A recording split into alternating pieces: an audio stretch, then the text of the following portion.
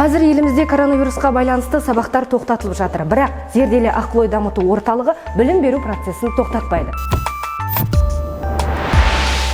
Осы мақсатта оқушыларымызға онлайн түрде сабақ беруді бастадық. Міне бұл біздегі қуып жету қозғалысы. Ондай болатын болса, қуып жету мәселесінде Жансерік сен айтып көрші, мына 2 жылдамдықты бір-біріне қосамыз ба, азайтамыз ба? Азайтамыз. Өте жақсы. Міне қуып жету қозғалысында біз жылдамдықтарды бір-бірінен қайтеді екенбіз? Азайтамыз. Азайтады екенбіз. Бұл сабақтардың ерекшелігі Қазақстанда баламасы жоқ ең озық инновациялық технологияның қолданылуы, яғни Жалинга интерактивті студиясы. Онда сабақ тікелей эфирде өтеді, мұғалім мен оқушы бір-біріне сұрақ қойып жауап алуға мүмкіндік бар.